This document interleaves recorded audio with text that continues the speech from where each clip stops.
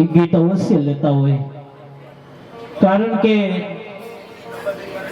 આજની યુવાન વહુને સાસુમાં ગમતા નથી, સસરા ગમતા નથી.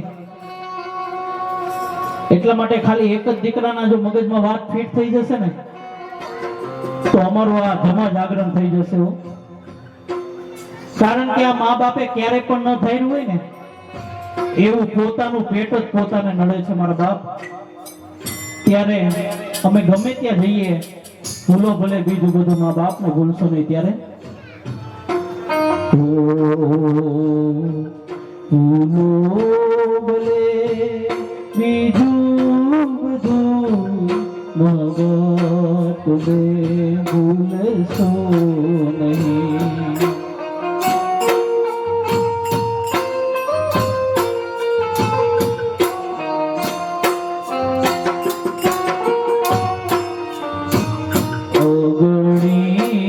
છે ઉપકારી ના એક સરસો નહીં.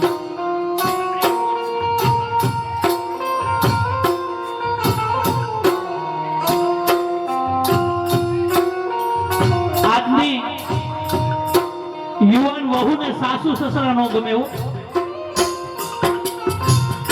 આ દુનિયાની અંદર કોઈને વૃદ્ધ મા બાપ ગમતા નથી મારા બાપ. અરે માતાઓ વૃદ્ધ ગમે તેટલું મોટું થાય, ગમે તેટલું ઘટાદાર થાય, એ ફળ નો આપે પણ છાયડો જરૂર આપે. એમ આપણા ઘરની અંદર જીવતો ને જાગતો દીવો જો આપણા મા બાપ હશે ને, એ કઈ કામ નહીં કરે પણ આપણા દીકરા દીકરીનો તો જરૂર ધ્યાન રાખશે મારા બાપ. દીકરીને દાદીમાં નો ગમે. દીકરી 6 વાગે કોલેજ થી આવવાની અને 7 વાગે આવે ને એટલે આ ગઢી દાદીમાં પૂછે કે બેટા કેમ મોડું થયું. એ દીકરીને નો ગમે. દીકરી 6 વાગે કોલેજ થી આવવાની હોય અને 7 વાગે આવે એટલે ગઢી દાદીમાં તરત જ પૂછે બેટા કેમ થયું. એ દીકરીને નો ગમે.